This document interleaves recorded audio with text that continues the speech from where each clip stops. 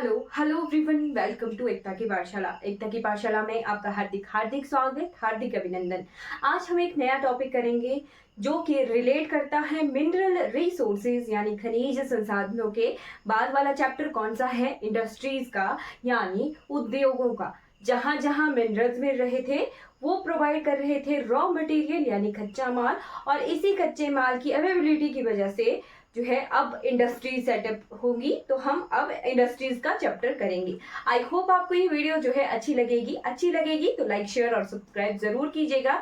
शुरू करते हैं इंडस्ट्रीज। तो लिखिएगा प्लीज। सबसे पहला जो उद्योग भारत में शुरू हुआ था वो हुआ था सन 1818 में।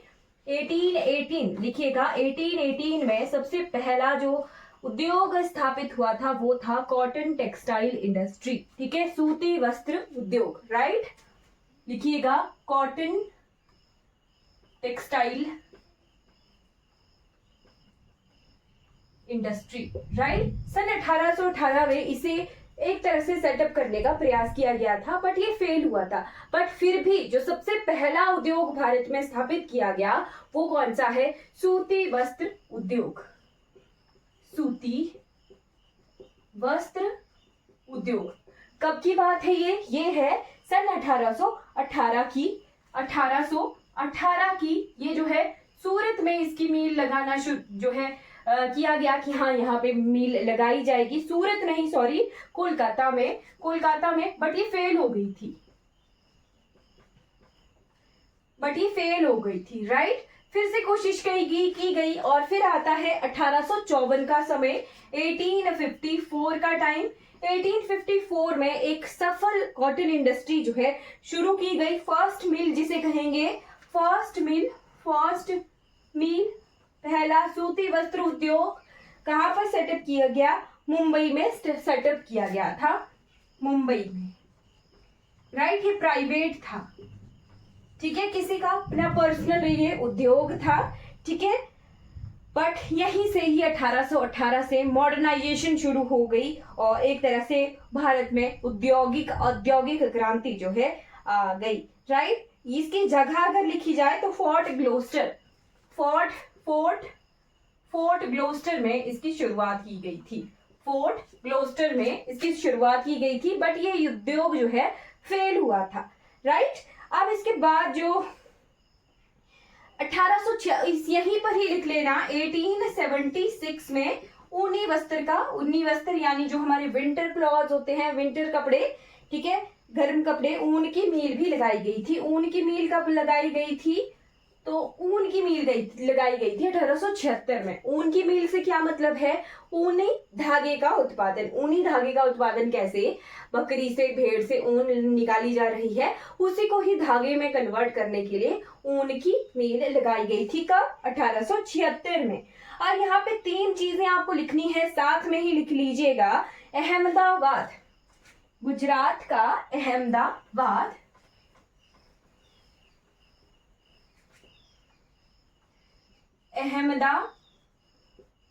कहां पर है? गुजरात में है। राइट, गुजरात के अहमदाबाद को कहा जाता है भारत का मैनचेस्टर। अब ये मैनचेस्टर कहाँ का शहर है? मैनचेस्टर है जी ब्रिटेन का शहर, जहां पर सबसे पहले औद्योगिक क्रांति आई थी। राइट, सबसे बड़ा औद्योगिक शहर है ये, दुनिया भर का अच्छा लेवल पे उद्योग स्थापित है। तो मैनचेस्टर ऑफ इंडिया के नाम से किसे जाना जाता है? मैनचेस्टर ऑफ इंडिया के नाम से जाना जाता है अहमदाबाद को, जो कि गुजरात राज्य में प्रेजेंट है। अब 2 और शहर लिखने हैं, ये तो है पूरे भारत का मैनचेस्टर। राइट, मैनचेस्टर कहाँ का शहर है? ग्रेट ब्रिटेन का शहर है। उससे कंपैरिजन किया गया अहमदाबाद का। जैसे मैंने रूर बताया था आपको, रूर भी जो है जर्मनी का शहर था। राइट, जहाँ पे अच्छा कोयला मिल रहा था, इसीलिए भारत का रूर किसे कहा जाता है? छोटा नागपुर, यानी दामोदर घाटी में प्रेजेंट है छोटा नागपुर उसे। वैसे ही मैनचेस्टर कहाँ का है? ब्रिटेन का शहर है। उसका कंपेरिजन किया गया अहमदाबाद से, तो अहमदाबाद को कहा गया मैनचेस्टर ऑफ इंडिया। राइट, अब इसी के बाद आपको करना है कानपुर कहां पर है? यूपी में। कानपुर कहां पर है? यूपी में। इसे कहते हैं उत्तर भारत का Manchester of Manchester of North India, उत्तर भारत का मैनचेस्टर कहा जाता है। मैनचेस्टर, मैनचेस्टर शहर का नाम है जी, Manchester of North India. Next आपको करना है कोयम्बटूर, कोयम्बटूर, कोयम्बटूर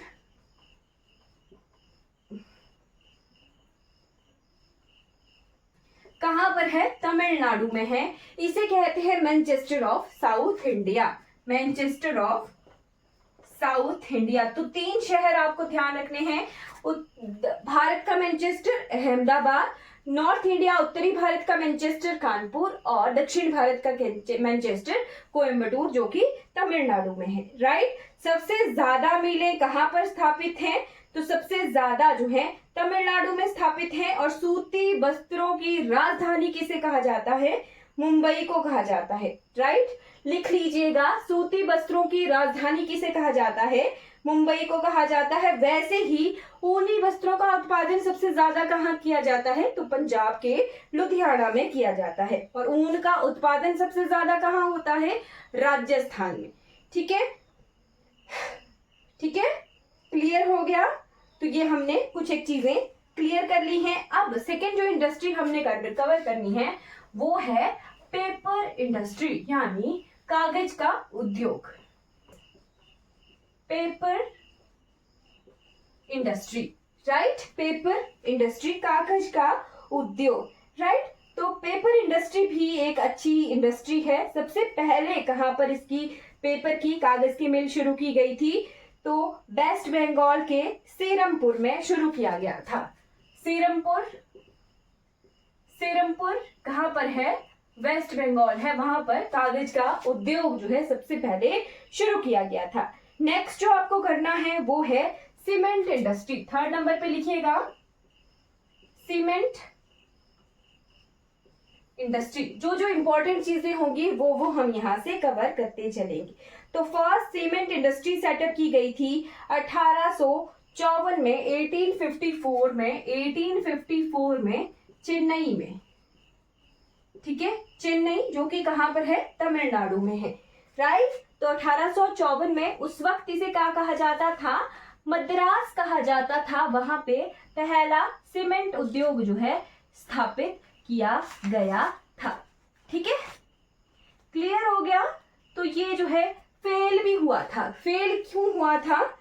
ये जो है फेल इसलिए हुआ था क्योंकि ये शुरू किया गया सीपियों से बनाने का, है ना। सीपियां जो होती हैं, समुद्री से मिलने वाली सीपियां, उससे सीमेंट बनाने का प्रयास किया गया और ये फेल भी हुआ था। सफल जो सीमेंट इंडस्ट्री लगी थी वो हुई थी 1912, 1912 से 13 में जो सीमेंट इंडस्ट्रीज बनाई गई वो सफल हुई थी। ठीक है, सबसे पहले पोरबंदर गुजरात 3 सेटअप की गई थी इसी दौरान 1912-13 के।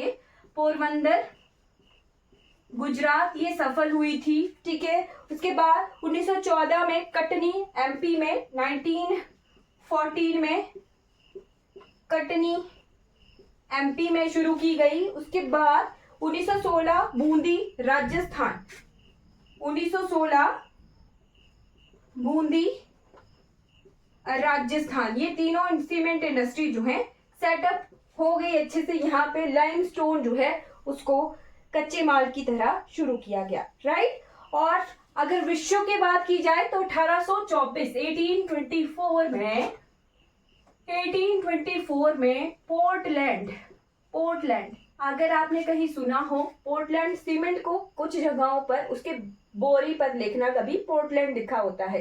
तो पोर्टलैंड होता क्या है? पोर्टलैंड वो शहर है जहां पर सबसे पहले ब्रिटेन में 1824 में सीमेंट इंडस्ट्री सेटअप की गई थी। राइट, 1824 में ब्रिटेन में पोर्टलैंड में सबसे पहले स्थापित की गई थी। ठीक है, सबसे ज्यादा प्रोड्यूसर सीमेंट का कौन है? राजस्थान है। हमने कवर करनी है दैट इज शुगर इंडस्ट्री, यानी चीनी का उद्योग। इंडस्ट्री यानी चीनी का उद्योग। राइट, शुगर इंडस्ट्रीज यानी चीनी का उद्योग। तो ये भी जो है एक बहुत अच्छी चीज नहीं है, क्योंकि भारत जो है जैगरी यानी गुड़ का उत्पादन करता था और गुड़ का ही कंजप्शन करता था, यानी गुड़ का ही प्रयोग करता था। बट ये जो चीनी है रिफाइंड तरीके से, रिफाइंड चीनी बाहर से आई है। चीनी का उपयोग भारत में इसका प्रचलन था ही नहीं, राइट। तो चीनी का सबसे बड़ा उत्पादक विश्व भर की में बात की जाए तो फर्स्ट नंबर पे आता है ब्राजील, राइट। ब्राजील और क्यूबा को कहा जाता है sugar bowl of the world. Second producer चीनी का कौन है? तो हमारा प्यारा भारत है, राइट। सेकंड प्रोड्यूसर कौन है? इंडिया है। और नंबर 1 कंज्यूमर, फर्स्ट कंज्यूमर, सबसे ज्यादा कंजम्पशन यानी खाई जाती है चीनी जो है एक तरह से दवाई की तरह खाई जाती है। तो 1903 में जो मॉडर्न टाइप की इंडस्ट्री थी वो बिहार में सेटअप की गई थी। बिहार में सबसे पहले चीनी का जो मॉडर्न टाइप का उद्योग था, पहेली गांव है, पहेली जगह है वहां पे, राइट। और वैसे अगर बात की जाए पुराने जमाने की तो 1840 में बिहार में ही जो है ये मॉडर्न टाइप की है, पहेली जगह है, मॉडर्न टाइप की पहेली गांव में, पहेली जगह में, राइट। बट ओल्ड पुराने तरीके से चीनी का उत्पादन करना तो वो कहां पर किया जाता था? बेतिहा, बिहार में, बिहार के बेतिहा जिले में, यहाँ पर ओल्ड टाइप की इंडस्ट्री थी, जैसे पुराने तरीके से चीनी का उत्पादन किया जाता था। तो सबसे पुरानी अगर बात की जाए तो 1840 में बिहार के बेतिहा में, और मॉडर्न टाइप से देखा जाए तो 1903 में पहेली में, राइट। अब साथ में ही चीनी के साथ अगर लिखना हो, वैसे तो हम कर चुके हैं कि लीडिंग प्रोड्यूसर ऑफ शुगर का उत्पादन कहां पर सबसे ज्यादा किया जाता है? महाराष्ट्र में, क्योंकि महाराष्ट्र में ही सबसे ज्यादा चीनी की मिलें हैं। बट अगर शुगर केन की बात की जाए, शुगर केन क्या होता है? गन्ना होता है। और गन्ने का सबसे बड़ा उत्पादक कौन सा राज्य है? तो यूपी है, लिख लीजिएगा, इंपॉर्टेंट है। चीनी का उत्पादन सबसे ज्यादा कहाँ किया जाता है? महाराष्ट्र में। और चीनी के जिससे निकाली जाती है गन्ने से, तो गन्ने का उत्पादन उत्तर प्रदेश में सबसे ज्यादा होता है। चीनी का प्रौद्योगिक संस्थान कहाँ पर है? तो वो है लखनऊ यूपी में, और गन्ने का कोयम्बटूर तमिलनाडु में है, लिख लीजिएगा, इंपॉर्टेंट है, ये लिखिएगा आप। हमारे आसपास में कुछ अच्छी चीजें मतलब कि हमारे भारत में ही उगने वाली, और उन्हीं से इंडस्ट्री सेटअप की गई है लोकली, राइट। बट यहाँ पे किसी मिनरल की बात नहीं की गई है अभी। तो एक और इंडस्ट्री देख लेनी है हमने, वो की है जूट इंडस्ट्री, 5वें नंबर की जूट इंडस्ट्री। उसके बाद हम आयरन स्टील ये इंडस्ट्री देखेंगे, राइट। तो जूट इंडस्ट्री लिखिए 5वें नंबर पे, जूट उद्योग 5वें नंबर की इंडस्ट्री हम देख रहे हैं, जूट उद्योग, राइट। जूट कहां पर उगता है सबसे ज्यादा? तो जूट उगता है वेस्ट बंगाल में। सबसे ज्यादा उत्पादन जूट का कहां होता है?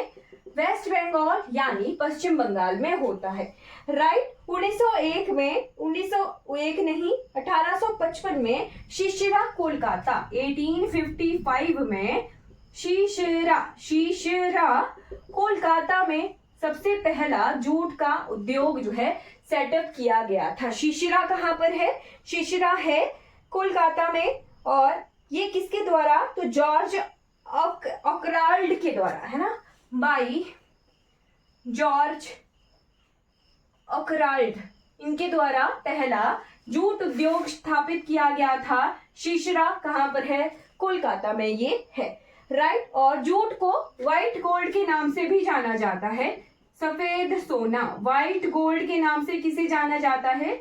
जूट को जाना जाता है व्हाइट गोल्ड के नाम से, इंपॉर्टेंट है, लिख लीजिएगा, ठीक है,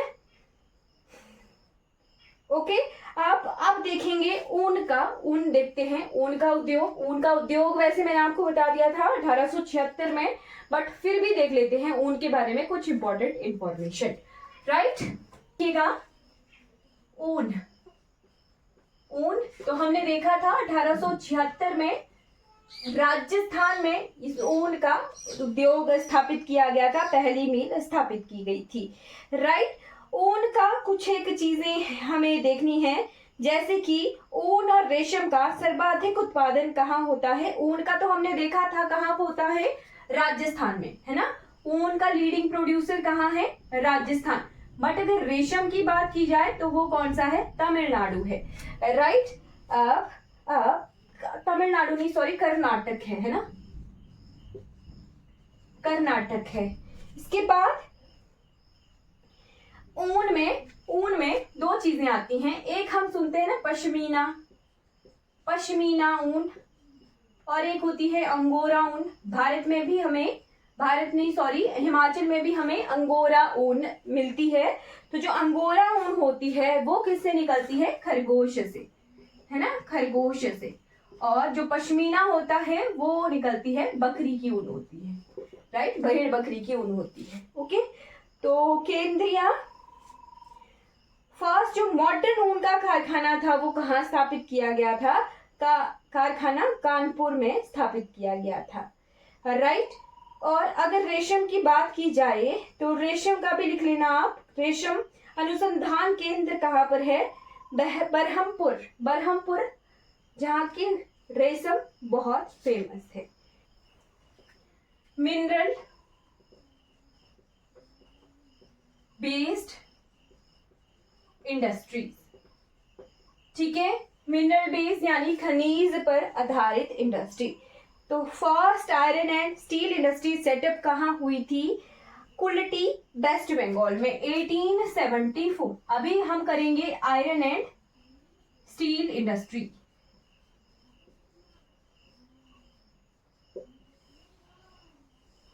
राइट, 1874 में कुल्टी कहां पर है, वेस्ट बंगाल में। कुल्टी जगह है, कुल्टी, वेस्ट बंगाल के आसनसोल में, आसनसोल में। यहां पर सबसे पहला उद्योग लगाया गया था, कहां, किसका, लोहे का। राइट, लोहे का सबसे पहला उद्योग कहां लगाया था, कुल्टी। कहां पर है ये, कहां पर है, वेस्ट बंगाल में है। ठीक है, तो इसको ना मैं थोड़ा सा अलग तरीके से पढ़ाऊंगी। राइट, अलग तरीके से कैसे पढ़ाऊंगी, मैं इसको दो भागों में विभाजित करूंगी। एक इंडस्ट्रीज, इंडस्ट्रीज बिफोर इंडिपेंडेंस, है ना, यानी आजादी से पहले की इंडस्ट्रीज थोड़ा सा अलग तरीके से पढ़ेंगे, रटा रटाया और किताबों पे लिखा हुआ नहीं पढ़ेंगे। और industries after independence, industries after independence. Right, इसके बाद हम न्यूक्लियर पावर प्लांट्स पढ़ेंगे, मतलब जुड़ता जुड़ता ही टॉपिक है। तो सबसे पहले ले लेते हैं इंडस्ट्रीज बिफोर इंडिपेंडेंस, यानी आजादी से पहले की इंडस्ट्री। राइट, तो तीन बहुत बहुत इंपॉर्टेंट इंडस्ट्रीज हमने देखनी है, जो कि मैं भारत के नक्शे पर भी बताऊंगी। राइट, 1907 की बात है, 1907 टिस्को, TISCO, सुना है आपने कभी? तो टाटा जी का तो नाम सुना ही होगा, Tata iron and steel company, Tata iron and steel company. Right, इसकी स्थापना हुई 1907 में, इसकी स्थापना हुई है। ठीक है, और ये कहां पर है, झारखंड में है, जमशेदपुर, JHERKHAND, झारखंड, झारखंड के जमशेदपुर में ये है। आज की क्लास में हम इतना ही कवर करेंगे बिफोर इंडिपेंडेंस का, उसके बाद का हम बाद में देखेंगे। तो आयरन एंड स्टील इंडस्ट्री के लिए क्या क्या चीजें जरूरी होती हैं, रॉ मटेरियल, रॉ मटेरियल क्या क्या जरूरी होता है किसी भी आयरन एंड स्टील इंडस्ट्री को सेटअप करने के लिए। तो सबसे पहले हमें पता होना चाहिए कि हमें चाहिए आयरन ओर, आयरन ओर यानी लौह अयस्क चाहिए। फिर सेकंड चीज हमें क्या चाहिए, सेकंड हमें चाहिए कोयला। कोयला क्यों, ओर से निकालना है तो हमें हीट की जरूरत है ना, और कोयले को जला के हीट प्रोड्यूस की जाती है, ठीक है, तो कोयला चाहिए। थर्ड वन हमें चाहिए जी मैंगनीज, राइट, मैंगनीज चाहिए, मैंगनीज चाहिए Mn, ठीक है, मैंगनीज हमें मिल जाता है। और फोर्थ वन जो बहुत इंपॉर्टेंट वो है वाटर। तो वाटर के लिख लीजिएगा यहाँ पर कौन सी नदी नजदीक है, स्वर्णरेखा, स्वर्णरेखा नदी। क्या हम इसे देख चुके हैं, बिल्कुल, मैंने आपको पढ़ाया था डिटेल में जब स्वर्णरेखा रिवर पढ़ाई थी कि इसी नदी के किनारे टिस्को है, राइट। तो स्वर्णरेखा नदी से हमें मिलता है पानी, स्वर्णरेखा नदी के किनारे ही बना हुआ है टिस्को जो कि झारखंड जमशेदपुर में है। इसको आयरन और लोहा कहाँ से मिलती है, तो इसको मिलती है उड़ीसा से के बादाम पहाड़, मयूरभंज, गुरु महिसानी माइंस। मैंने आपको बताई थी ना गुरु महिसानी खाने, तो जो गुरु महिसानी खाने हैं वो मेनली टिस्को को रॉ मटेरियल लोहा प्रोवाइड करती हैं, राइट। उड़ीसा का बादाम पहाड़, मयूरभंज वाला क्षेत्र, कुआमुंडी क्षेत्र, ये जो है इसको लोहा एसक प्रोवाइड करते हैं। फिर कोयला, तो जो छोटा नागपुर है वहां पर प्रचुर मात्रा में कोयला है, तो झरिया, कर्णपुरा, खारावारी, वेस्ट बंगाल का रानीगंज, बर्धमान, पुरलिया, यहाँ से इसे कोयला मिलता है, राइट।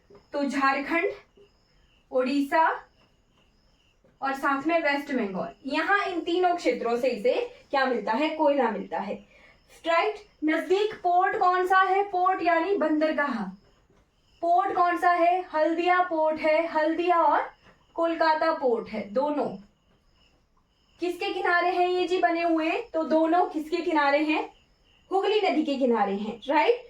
और अगर मैंगनीज की बात की जाए तो सुंदरगढ़ संबलपुर क्षेत्र है उड़ीसा का, सुंदरगढ़ संबलपुर कहां से मिलता है, उड़ीसा से इसे मैंगनीज मिलता है, राइट, ठीक है। और कोलकाता रेलवे लाइन इसके नजदीक है। तो 1907 में इन सभी अवेलेबिलिटीज के होने के बाद ही जो है टिस्को की स्थापना की गई।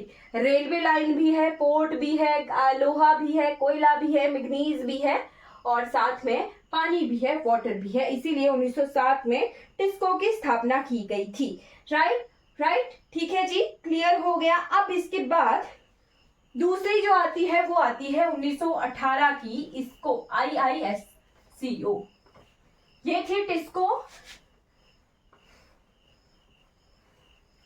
अब आ जाइए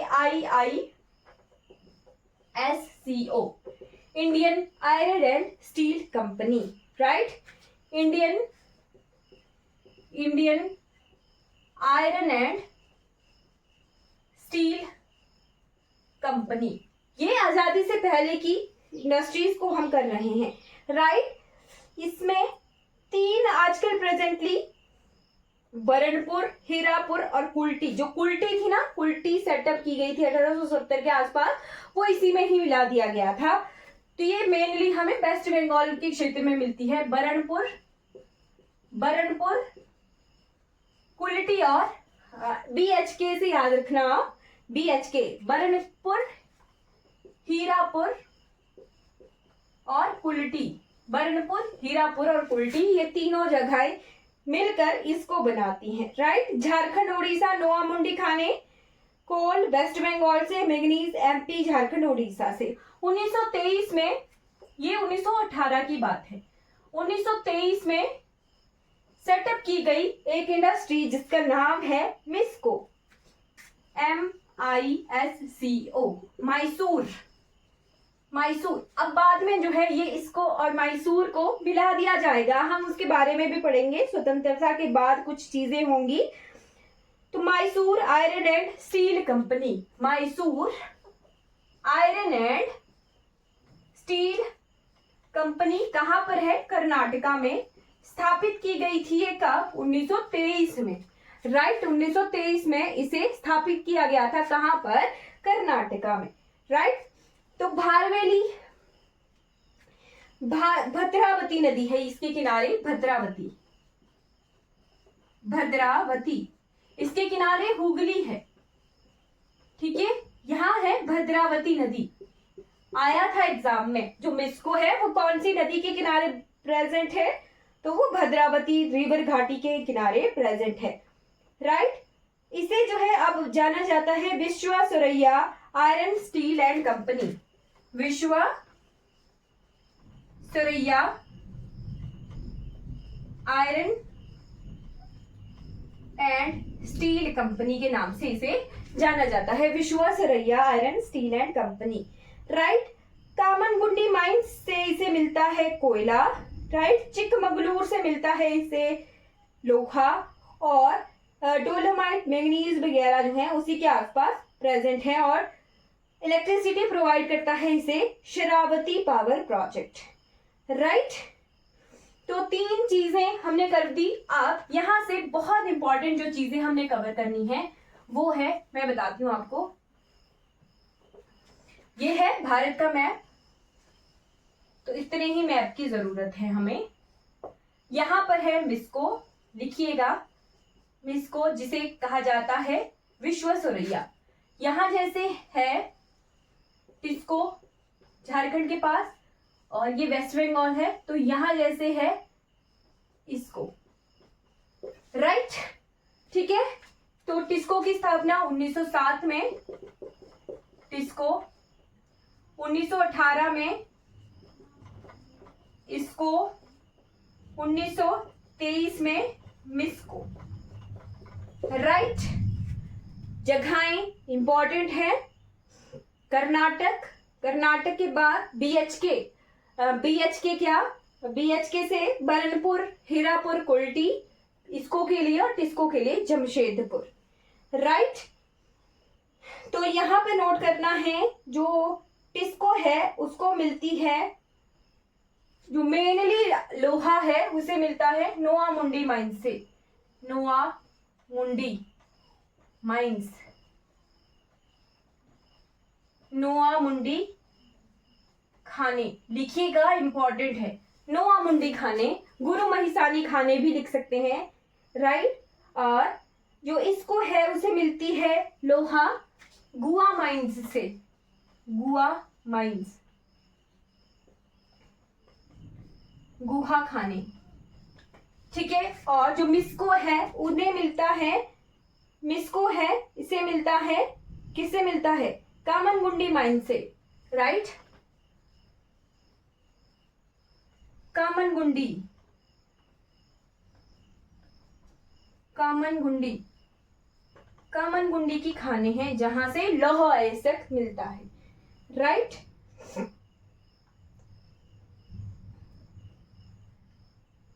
ठीक है। ये 3 प्री इंडिपेंडेंस की इंडस्ट्रीज हैं, pre independence industries, pre independence industries. Right. स्वतंत्रता से पहले की, स्वतंत्रता से पहले की स्टील इंडस्ट्रीज हैं। तो हम देखेंगे पोस्ट इंडिपेंडेंस इंडस्ट्रीज। राइट। उससे पहले, पोस्ट इंडिपेंडेंस इंडस्ट्री से पहले हमें सेकेंड 5 ईयर प्लान भी पढ़ना पड़ेगा। सेकेंड 5 ईयर प्लान का मतलब है द्वितीय पंचवर्षीय योजना, क्योंकि वही जो है भारत में इंडस्ट्रियलाइजेशन यानी औद्योगिकरण लाती है। राइट। तो सेकेंड 5 ईयर प्लान यानी सेकेंड जो प्लानिंग कमीशन के द्वारा योजना आयोग बनेगा, वो मैं थोड़ी डिटेल आपको बताऊंगी। योजना आयोग लाएगी इंडस्ट्रियलाइजेशन यानी औद्योगिकीकरण, और जिसकी वजह से फिर हमारे भारत में इंडस्ट्रीज की भरमार होएगी। Post independence, post independence industries. Right. स्वतंत्रता के बाद ऐसी क्या खास बात हुई? तो खास बात हुई 1950 में बना प्लानिंग कमीशन। राइट। यानी योजना आयोग बन गया भारत का प्लानिंग कमीशन बन गया। अब उसने क्या किया, उसने जो है पहले कमीशन में, सेकंड कमीशन, बहुत सारे प्लान लाए, पंचवर्षीय योजनाएं लाए। तो जो द्वितीय पंचवर्ष योजना है वो भारत के लिए एक औद्योगिक क्रांति की तरह आएगी। राइट, क्या कह रही हूं मैं, जो द्वितीय पंचवर्षीय योजना है, सेकेंड 5 ईयर प्लान, वो भारत में औद्योगिक क्रांति की तरह आएगी और उसके बाद भारत में बहुत सारे उद्योग जो हैं सेटअप किए जाएंगे। राइट, तो लिखिएगा द्वितीय पंचवर्षीय योजना यानी second 5 year plan, second 5 year plan. Right, जो द्वितीय पंचवर्षीय योजना किसके द्वारा शुरू की गई थी, तो योजना आयोग के द्वारा, जिसे इंग्लिश में कहते हैं प्लानिंग कमीशन।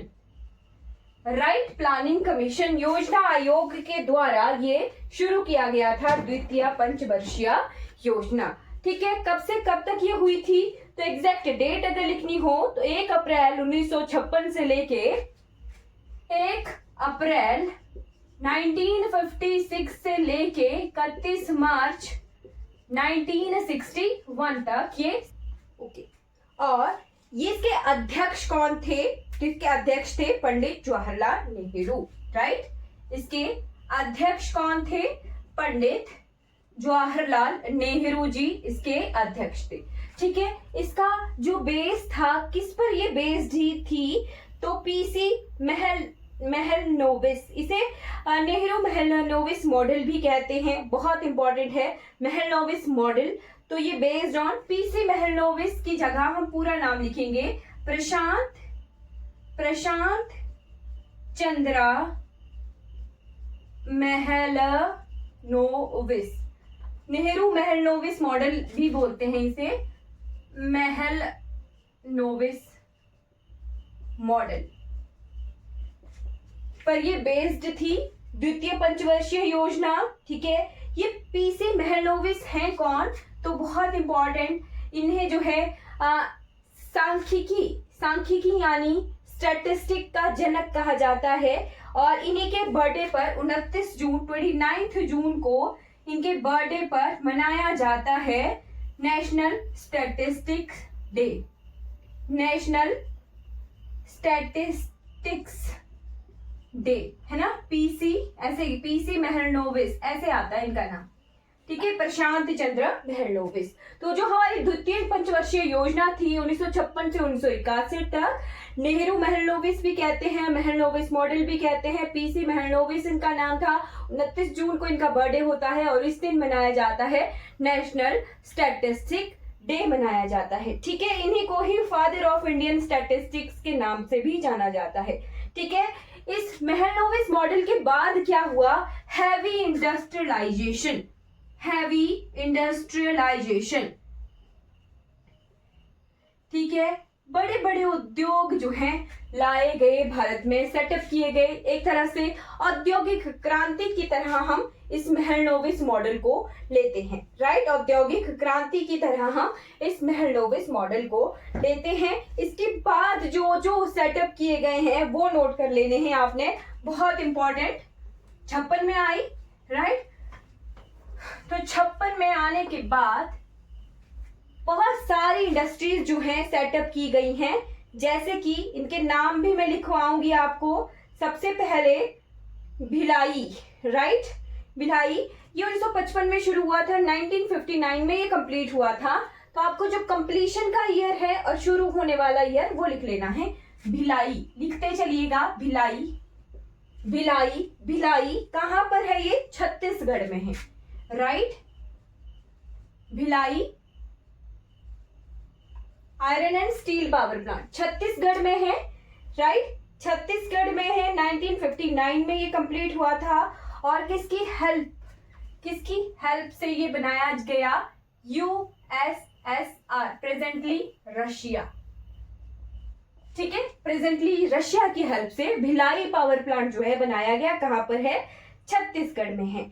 राइट, इसका एस्टेब्लिशमेंट ईयर देख लेते हैं, 1955 में इसको शुरुआत हो गई थी। उसके बाद भिलाई के बाद लिखना है आपने राउरकेला।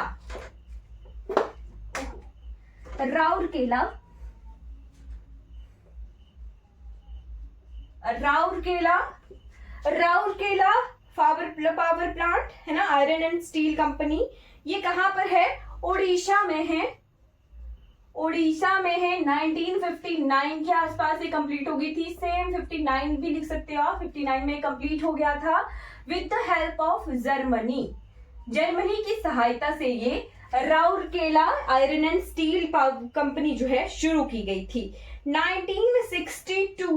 1962 में शुरू किया गया दुर्गापुर। दुर्गापुर, दुर्गापुर कहां पर है? वेस्ट बंगाल में है। वेस्ट बंगाल, और किसकी सहायता से? यूके, यूनाइटेड किंगडम की सहायता से ये चलाया गया था। उसके बाद आ जाइए 1964 है ना में शुरू हुआ और 1972 में जाके ये बन गया था, राइट। तो 1964 में शुरू हुआ, 1972 में ये कंप्लीट हुआ है। इसका नाम है Bokaro. Bokaro iron and steel company. Bokaro कहां पर है जी? झारखंड में, ठीक है। JHUSSR की सहायता से ये शुरू किया गया था। उसके बाद लिखना है आपने बोकारो के बाद लिखिएगा वाइजैग। वाइजैग यानी विशाखापट्टनम है ना, वाइजैग लिखिएगा, वाइजैग, ठीक है। विशाखापट्टनम 1971 में ये शुरू हुआ था और ये 82 में जाके कंप्लीट हुआ था। Visakhapatnam iron and steel company, Vizag इसका नाम है, राइट। और ये जो है, इसके बाद तमिलनाडु में एक सलेम स्टील कंपनी, ये आंध्र प्रदेश, ये तमिलनाडु, राइट। आंध्र प्रदेश एंड तमिलनाडु, ठीक है। तो ये जो है इंडिया के अपने ही हैं, किसकी सहायता से नहीं बनाए। 1981 में इसकी शुरुआत हुई थी, 81-82 के आसपास, ठीक है। बट इससे पहले एक काम हुआ 1973 में। 1973 में क्या हो गया? तो 1973 की एग्जैक्ट डेट लिखिएगा, ये मैं मिटा रही हूं, 24 जनवरी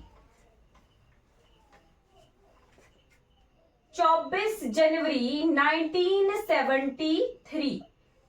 1973 को क्या किया गया था?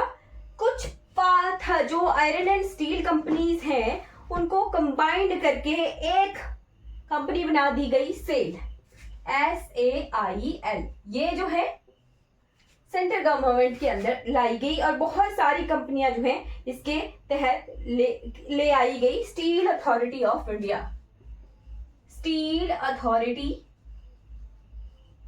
ऑफ इंडिया, एग्जैक्ट डेट लिखेंगे आप तो 1973 के आसपास स्टील अथॉरिटी ऑफ इंडिया जो है शुरू कर दिया गया। इसके तहत बहुत सारी कंपनियों का सेंट्रलाइजेशन कर दिया गया, ठीक है। सेंट्रलाइजेशन मतलब इंटरनेशनल मार्केट में ये इंडिया को रिप्रेजेंट करेंगी कंपनियां, राइट। और इसमें दुर्गापुर, भिलाई लिख लीजिएगा, जो हमने पढ़े। दुर्गापुर जो अलग अलग से थे ना, वो 1973 में इनको एक ही सेल के अंडर कर दिया गया। दुर्गापुर, भिलाई, राउरकेला जितने भी थे ये, इन सबको एक करके जो है सेल बना दिया गया। बर्नपुर तो हमने देखा था ना, इसको बर्नपुर इसको था, है ना। बर्नपुर जो सलेम बना उसे भी सेल के अंडर कर दिया गया। राउरकेला, भिलाई, दुर्गापुर, सलेम, बोकारो भी है, ठीक है। पहले जब ये एस्टैब्लिश हो रही थी तो ये अलग अलग स्टील कंपनीज थी, बाद में इसे सेल के नाम से जाना जाने लगा। है ये अलग अलग जगह है बट सेल के अंडर आती है, राइट। तो यहाँ पर हमने आयरन एंड स्टील कंपनी जो पोस्ट इंडिपेंडेंस यानी स्वतंत्रता के बाद जो है देखी, स्वतंत्रता के बाद की, after independence, right. After independence इतनी सारी कंपनियां बनी, फिर उन्हें जो है सेंट्रलाइजेशन करके 1973 में सेल के तहत कर दिया गया, राइट। अब इसके बाद जो सेकेंड टाइप ऑफ कंपनी देखनी है हमने, वो देखनी है एल्यूमिनियम। एल्यूमिनियम, तो एल्यूमिनियम के लिए रॉ मटेरियल क्या होता है? बॉक्साइट। हमने देखा है बॉक्साइट हमें बहुत जगहों पर मिलता है, राइट। तो पहली जो एल्यूमिनियम इंडस्ट्री थी वो कहाँ सेटअप की गई थी? जेके नगर। जेके नगर कहाँ पर है जी? ये जेके नगर वेस्ट बंगाल में है। 1973 में, 73 नहीं, 73 नहीं, 1937 में वेस्ट बंगाल के जेके नगर में पहली एल्यूमिनियम इंडस्ट्री जो है सेटअप की गई थी, राइट। आजकल प्रेजेंट में ये जयनगर है, जयनगर, और आसनसोल में ये जयनगर नाम से जाना जाता है, ठीक है। आसनसोल जिला है और जयनगर जगह है, राइट। 1937 में ये सेटअप किया गया था। अब इसके बाद आ जाते हैं बहुत बड़े लेवल पर कंपनीज जो है शुरू की गई हैं, जैसे कि सबसे पहले देखेंगे हिंडाल्को, है ना।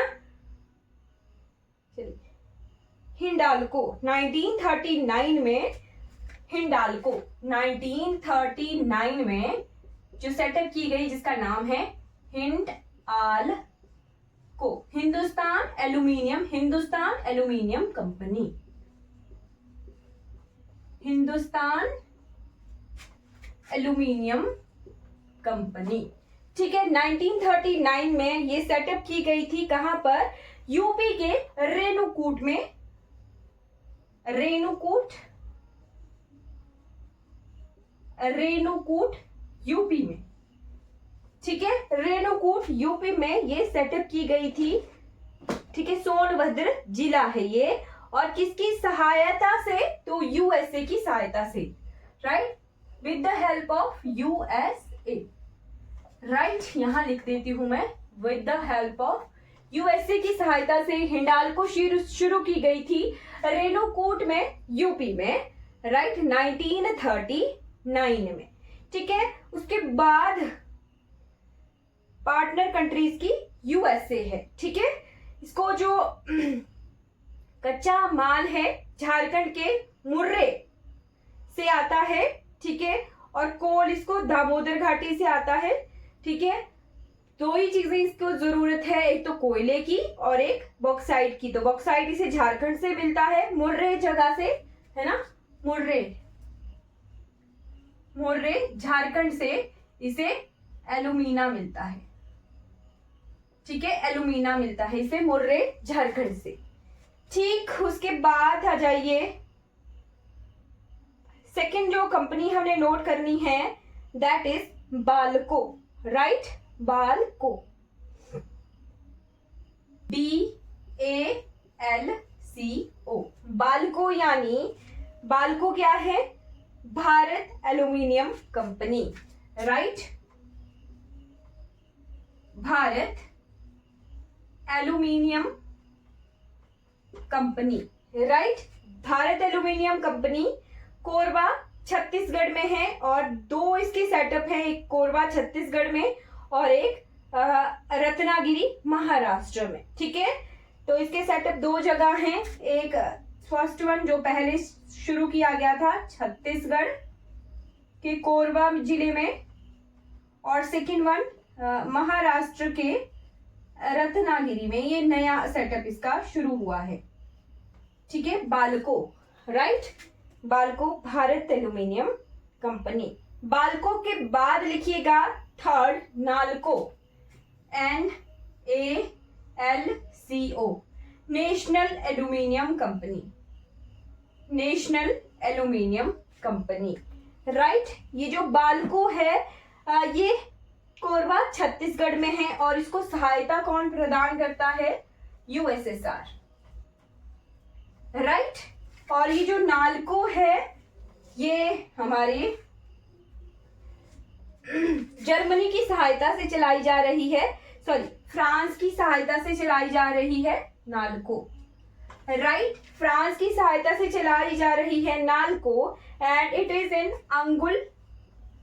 अंगुल उड़ीसा में ये लोकेटेड है, ठीक है। अंगुल उड़ीसा में ये लोकेटेड है नालको, राइट। 1981 में ये शुरू की गई थी, ठीक है। 1938 में ये शुरू की गई थी, ये 1981 में शुरू की गई थी, राइट। नालको 1981 में शुरू की गई थी। एमपी, एपी, उड़ीसा में ये जो है सबसे लार्जेस्ट 3 यूनिट इसकी अब है सेटअप हो गई।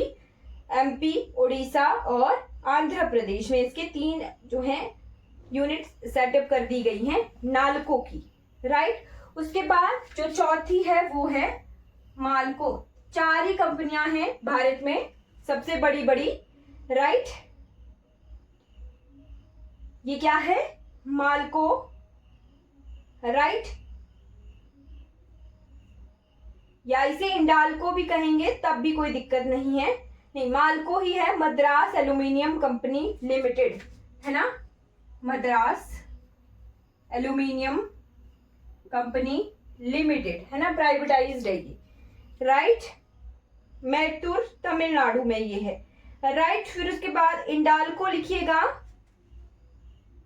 IN, केरला में ये है सेटअप इंडाल्को, है ना।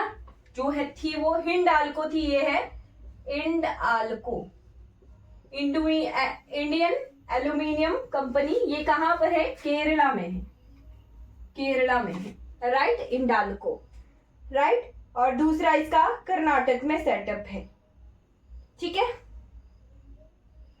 मालको सहायता से चलाई जा रही है इटली की सहायता से मालको चलाई जा रही है। इंडाल्को जो है कनाडा की सहायता से चलाई जा रही है। इंडाल्को किसकी सहायता से चलाई जा रही है? कनाडा की सहायता से, राइट। फिर उसके बाद 2 प्राइवेटाइज्ड और भी कंपनियां हैं। एक है वेदांता, जो वेदांता है, वेदांता एल्यूमिनियम, इसे एकुमिनिया जो कहते हैं। इसका जो जगह है वो है ओडिशा, लंजगढ़ ओडिशा में है वेदांता एल्यूमिनियम कंपनी। तो वेदांता क्या है? वेदांता एग्जैक्टली ए वेदांता है, एन नहीं है, वेदांता। वेदांता क्या है? एल्यूमिनियम कंपनी है। It is located in Lanjigarh Odisha, है ना।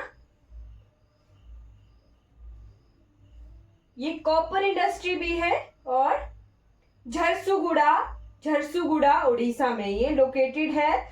और किसकी सहायता से चलाई जा रही है? जर्मनी की सहायता से, राइट। जर्मनी की सहायता से ये चलाई जा रही है, ओके। फिर आ जाते हैं कॉपर इंडस्ट्री,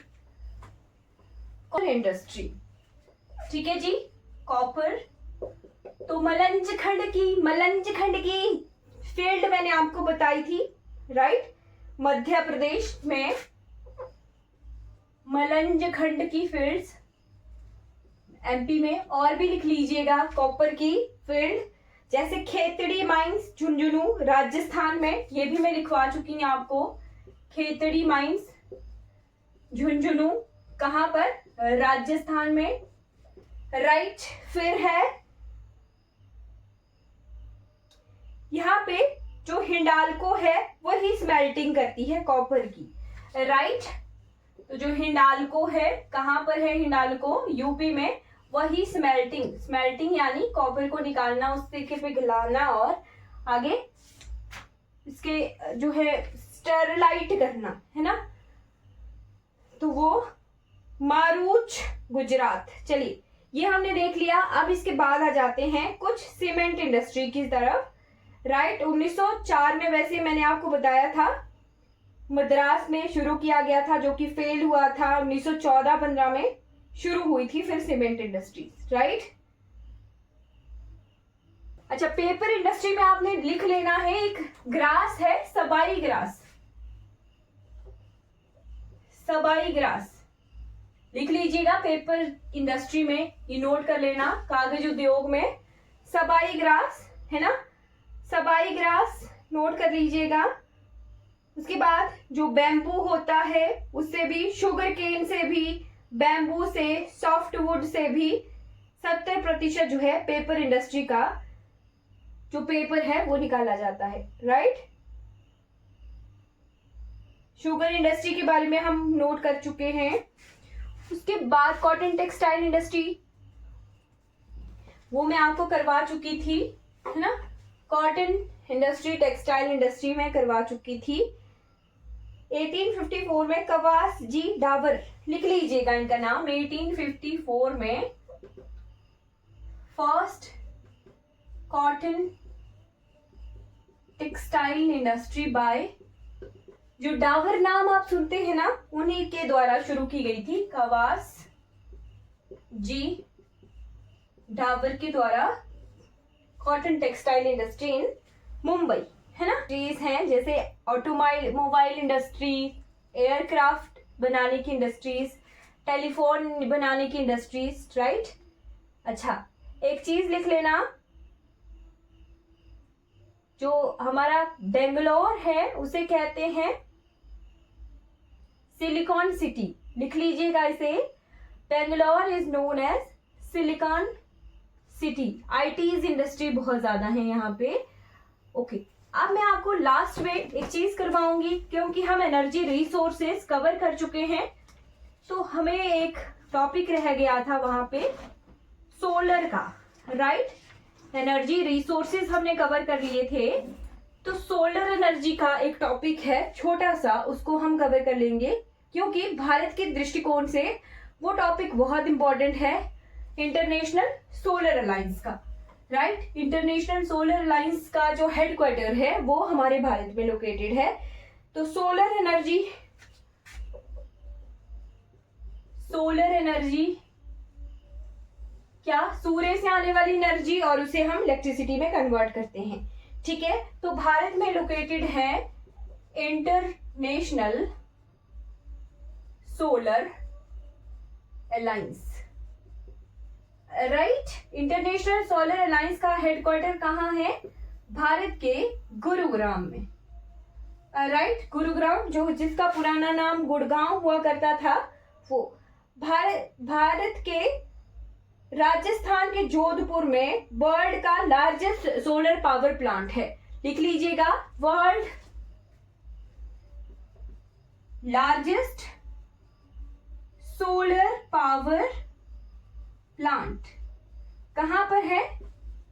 भाडला, उदयपुर, राजस्थान में, राइट। फिर दुनिया का सबसे बड़ा तैरता हुआ solar park, world largest floating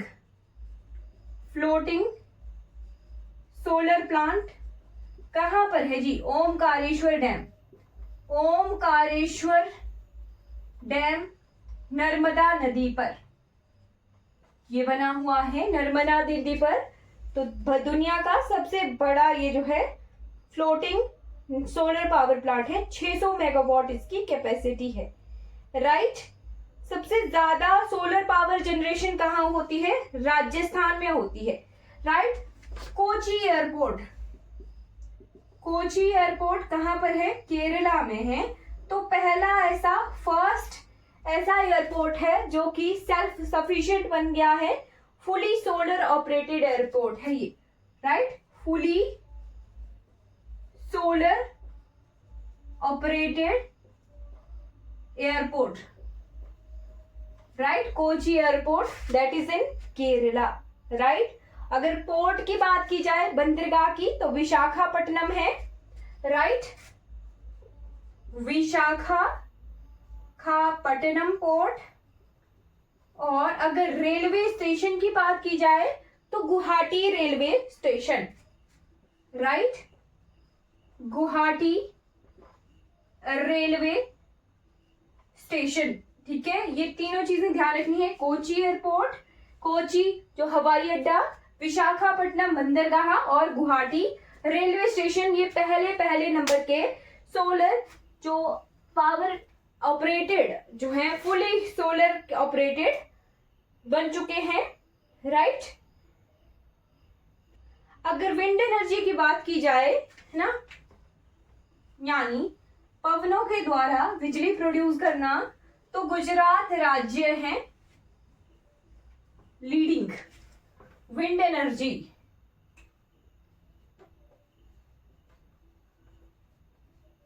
wind energy यानी पवनों के द्वारा ऊर्जा की उत्पत्ति करना, इंडिया रैंक 4 है इसमें विंड एनर्जी में।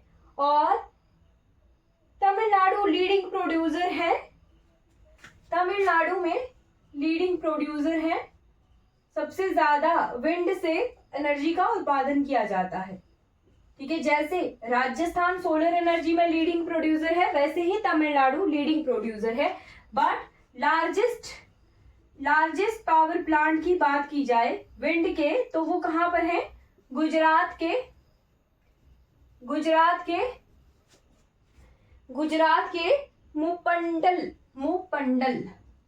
मुपंडल में है, और ये एशिया का भी सबसे बड़ा विंड फार्म है, एशियाज लार्जेस्ट। ठीक है, एशिया का सबसे बड़ा विंड फार्म है ये मुपंडल। ठीक है, और 1986 में पहला विंड एनर्जी प्लांट शुरू किया गया था। 1986 में फर्स्ट विंड पावर प्लांट ओखा कहाँ है? गुजरात में है। ठीक है, ओखा गुजरात, रत्नागिरी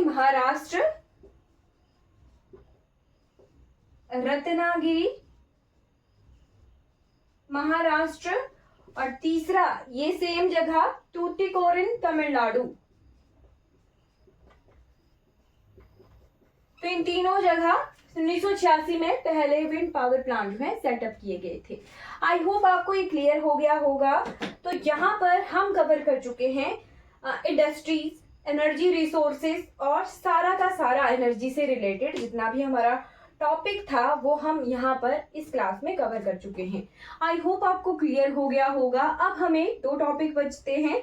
एक तो बचता है ट्रांसपोर्टेशन इन इंडिया, यानी भारत में जो आवागमन की स्थितियां हैं वो, और सेकंड हमें बचता है पॉपुलेशन, यानी सेंसस 2011 हमने डिटेल डिस्कशन करनी है, वहां से कितनी इंफॉर्मेशन आती है।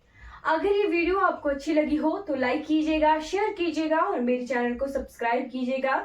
Thank you so much for watching this video.